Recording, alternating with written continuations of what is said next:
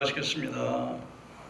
사랑과 은혜가 풍성하신 하나님, 오늘 특별히 코리아 복음 TV 복음 방송을 통해서 하나의 예배드림의 영광 돌리게 하시니 감사합니다. 우리 하나님, 이 방송을 통해서 하나님 저희들 은혜 받게 하시고 우리 한국 교회가 새로워지게 하시며 열방의 백성들이 말씀 듣고 변해되어서 우리 변하여 포도주가 되는 역사, 창조적인 역사, 새로운 역사, 처음보다 나중에 더 좋아지는 역사가 일어나도록 도와주시옵소서. 부족한 점 말씀드리고서 싸우니 연약한 죽체 가리워 주시고 온전히 말씀에 기름 부어주셔서 그 말씀이 생명, 구원, 중생 축복되도록 도와주옵소서. 거룩하신 예수님 이름으로 기도하옵나이다. 아멘. 할렐루야. 오늘 저는 여러분과 함께 가나 혼인잔치라고 하는 제목으로 말씀 은혜를 나누고자 합니다. 사람들은 가문이 어떤 기쁜 일이 있을 때 잔치를 합니다.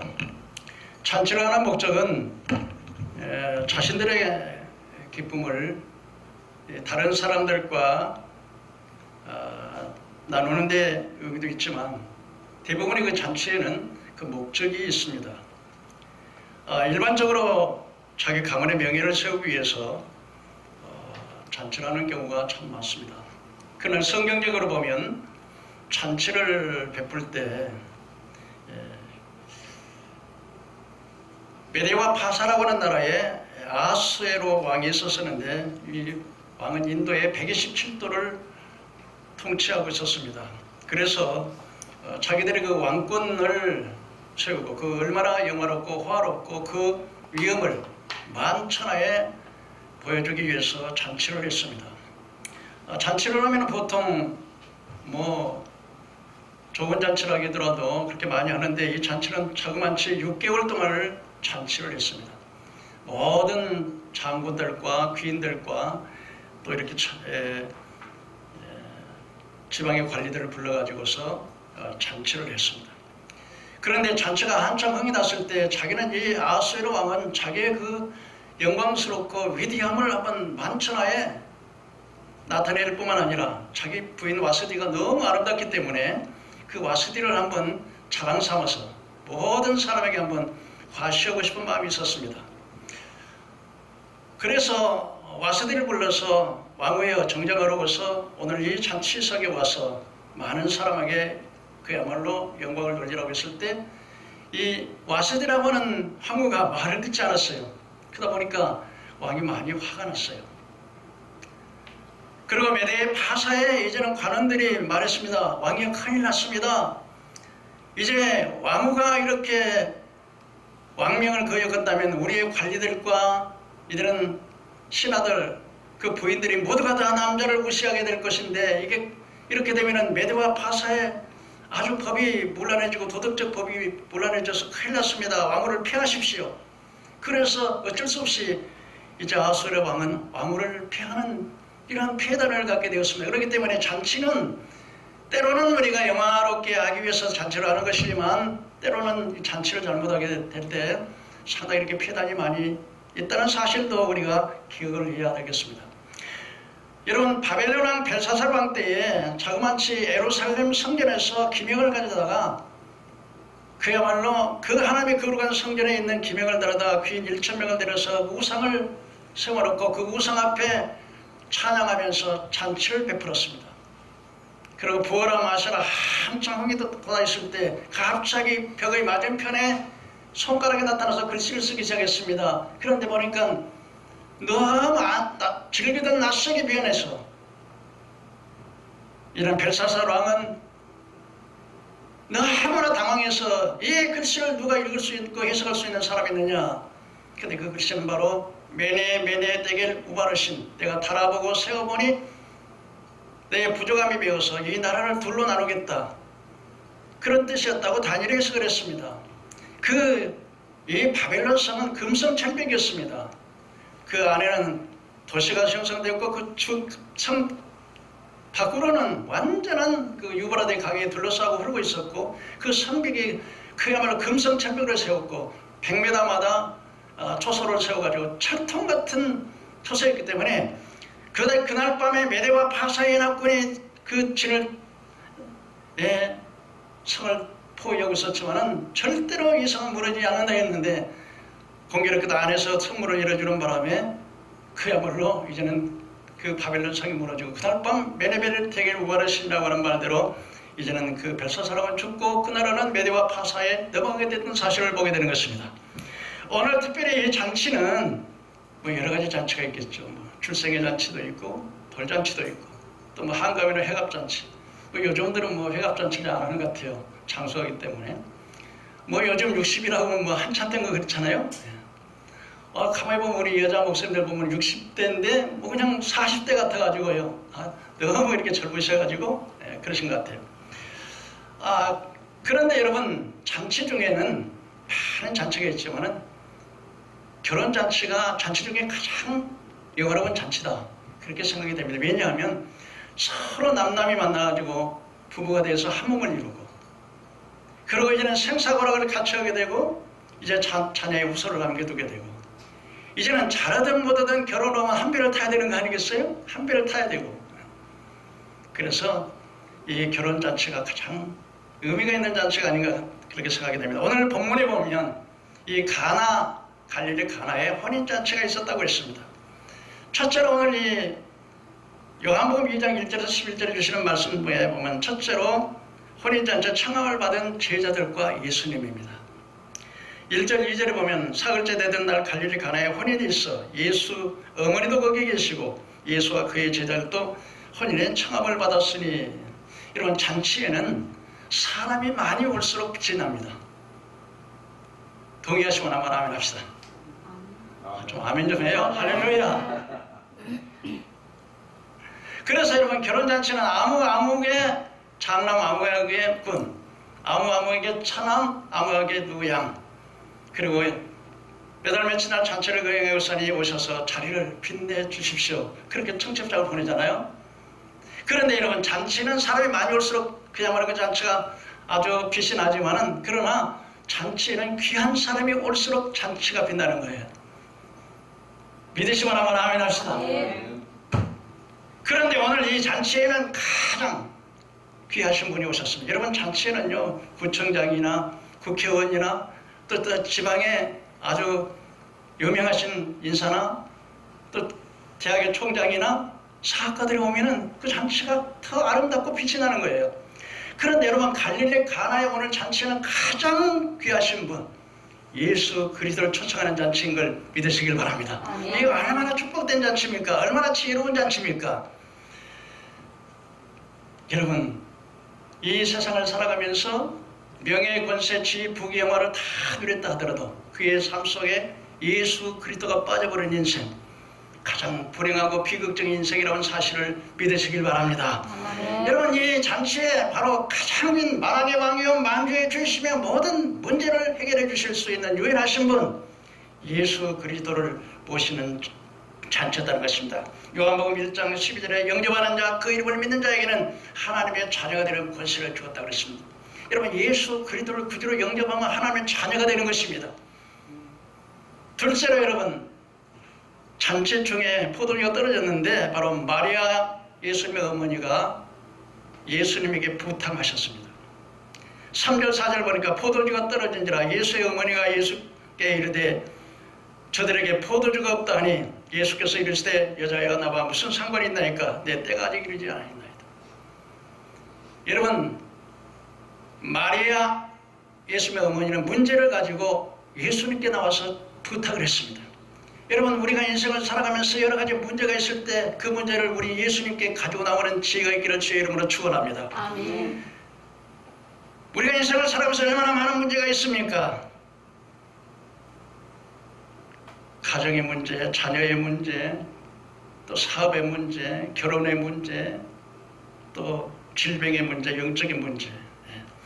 그런데 여러분 이 이스라엘 나라는 우리나라 혼인잔치 하루만 하지만 이스라엘은 그냥 2주 동안을 합니다. 그 14일을 잔치를 하는 거예요. 그런데 아마 생각해 볼 때 아마 사람들이 예상보다 더 너무 많이 와버린 것 같습니다. 그 잔치가 때 포도주가 떨어졌어요. 그 이스라엘에는 이 포도주라고 해서 음료수도 됩니다. 뿐만 아니라 이 잔치에 포도주가 사람들의 흥을 돋기는데 이 포도주가 떨어져 버린 거예요. 그래서 여러분 예수님 어머니가 와서 예수께 와서 문제를 가지고 예수님께 말씀하셨습니다. 포도주가 없다. 여러분 그렇기 때문에 여러분 우리는 우리의 문제가 있을 때 예수님 앞에 나와야 됩니다. 이게 예수님 앞에 구했다는 것은 바로 기도하라는 것이에요. 마태복음 7장 7절에 구하라 주실 것이요 찾으라 만날 것이요 문을 두드려 그리하면 너에게 열릴 것이니 구하는 이가 얻을 것이요 찾는 이가 만날 것이요 문을 두드리는 자에게 열어질 걸 믿으시길 바랍니다. 요한복음 14장 14절에 너희가 내 이름으로 무엇이든지 구하라 내가 시행하리니 이는 아들을 통해서 아버지를 영화롭게 하라 하심이라고 말씀하셨습니다. 요한복음 16장 24절에 지금까지는 너희가 아무것도 구하지 않았으나 구하라 그리하면 받으리니 너희의 기쁨이 충만하라고 말씀하십니다. 열왕기상 3장 5절에 내가 너에게 무엇을 줄고 구하라. 야고보서 4장 2절에 너희가 얻지 못하면 구하지 아니하며 예수님께서 너희가 나와 한시도 나와 함께 깨어 기도할 수 없더냐고 안타까운 마음으로 기도하지 않는 그들을 향해서 기도하라고 요구하고 있는 걸 믿으시길 바랍니다. 제가 그 유튜브를 보니까 어느 선교사님 아들인데 이 선교사님 아들하고 목사님 아들이 신앙이 좋을 것 같아도 그렇지 않아요. 이 고생하는 모습을 많이 봐서 그런지 몰라도 이 목사님의 아들들이 신앙이 별로 좋지는 않고 뼈다하게 나가는 경우가 있어요. 근데 이게 이 선교사님 아들인데 고생하잖아요, 선교사님이. 그러니까 막 어려서부터 중국에서 막 한 20년 살았대요.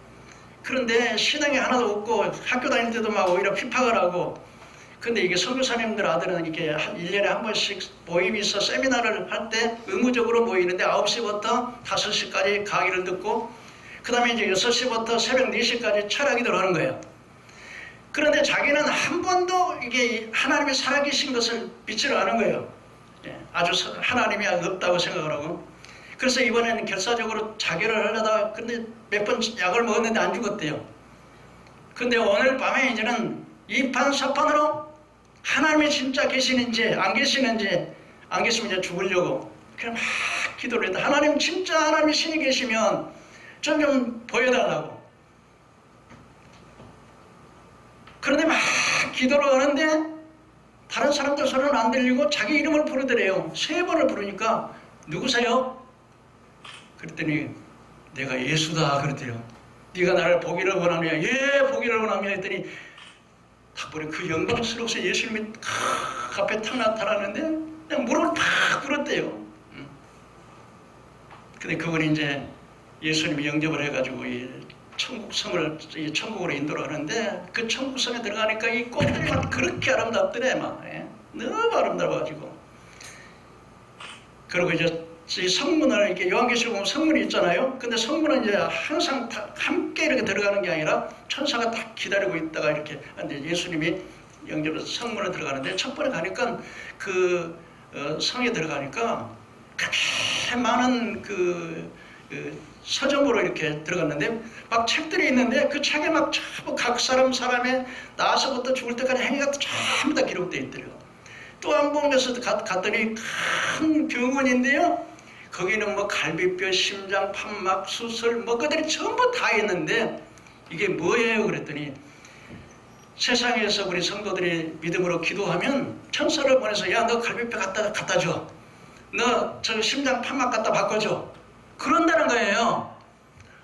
그러니까 여러분 우리가 기도를 안 해서 기도하면은 천사가 즉시로 여러분 이렇게 자동차가 하다가 부속품이 고장나면 바꾸면 새로워지잖아요. 우리 사람도 그래요, 여러분.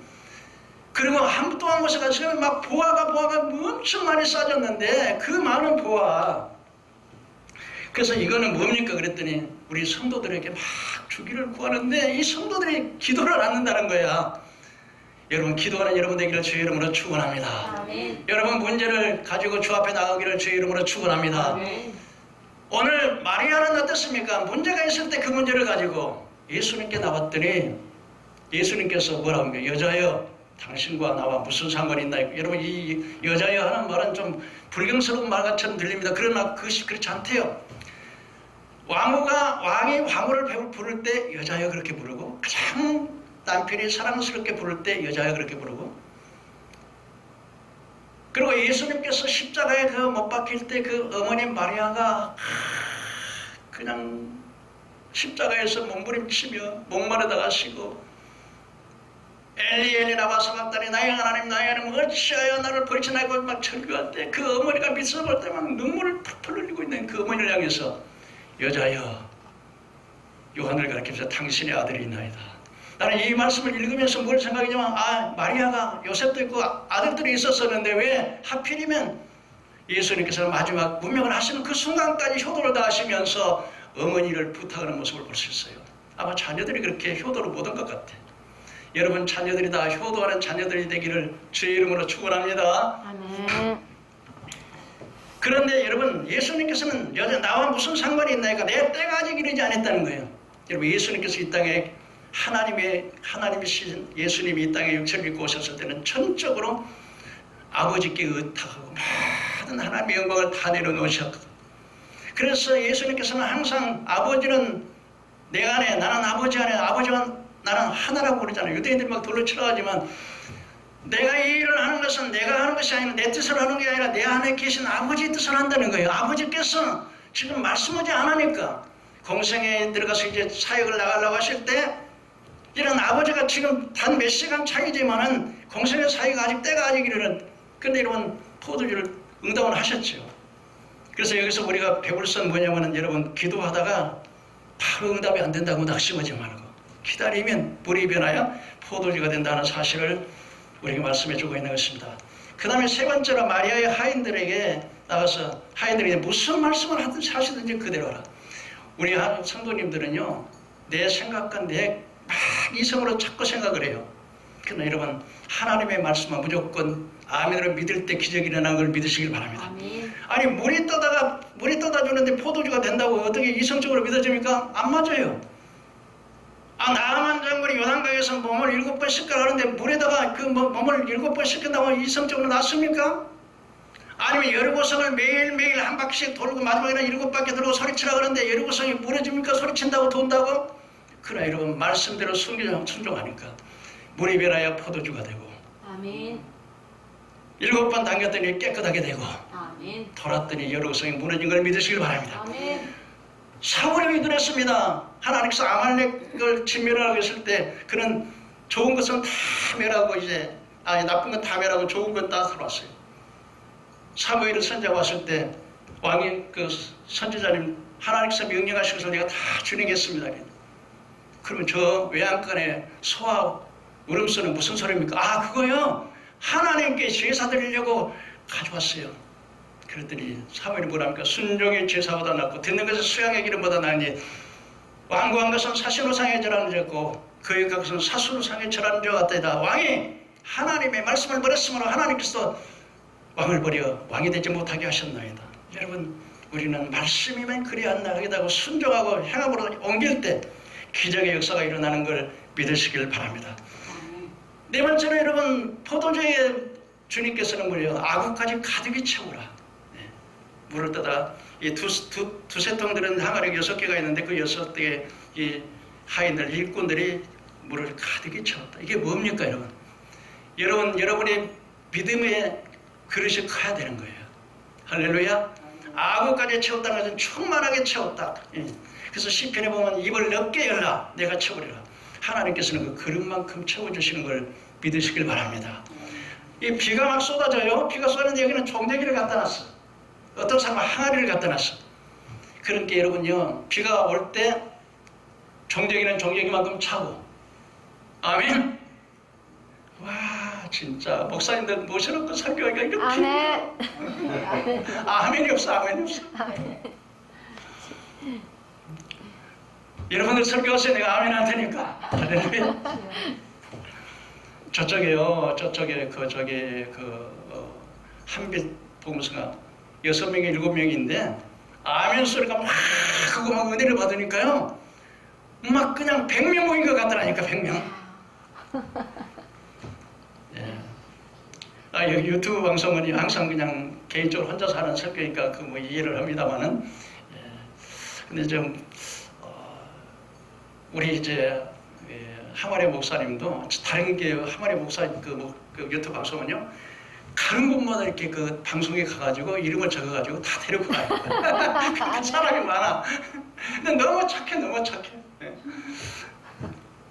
여러분, 이게 우리가 믿음의 분량만큼 주시는 것 같아요. 예. 저도 이게 목회를 하면서 분량만큼 주시더라고요. 예. 마지막으로 이제 5째, 물이 변하여 포도주가 됐다 했어요.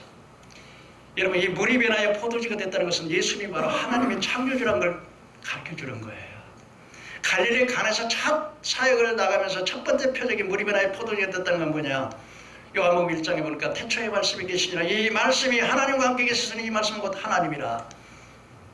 만물이 그로 말미암아 지음바 되었으니 그가 없이는 하나도 된 것이 없더라. 골로새서 보니까 예수님은 만물을 다 먼저 계신 자로서 만물이 그로 말미암아 창조되고 그를 위해 있고 그를 위해서 있는 그 뭐야? 예수님께서는 이 물이 변하여 포도주가 되는 기적을 통해서 그분이 하나님이라고 하는 사실을 제일 처음으로 보여주는 거예요.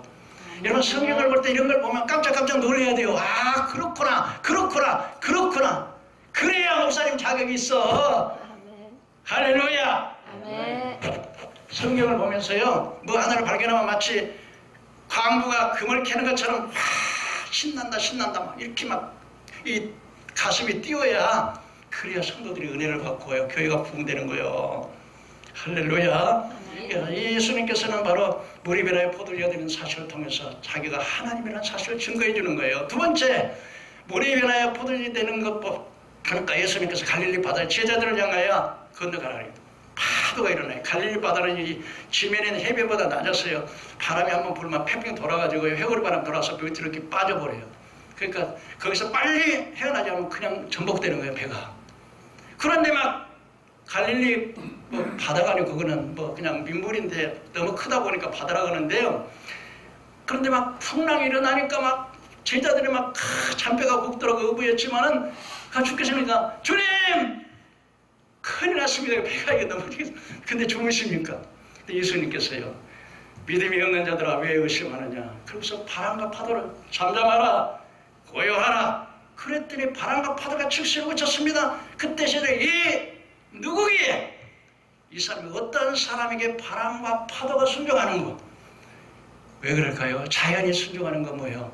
그분이 하나님이라는 사실을 믿으시길 바랍니다. 아멘. 물이 변하여 포도주가 됐다는 것은 여러분, 우리 삶 속에 예수님이 들어오시면 우리 삶이 변화되어 깡패가 변해서 목사가 되기도 하고요, 참여가 변해서 전도자가 되기도 하고, 그래서 변화되는 역사가 일어나는 거예요. 그리고 예수님이 물이 변하여 포도주를 만드는 것처럼 우리 삶을 변화시켜요.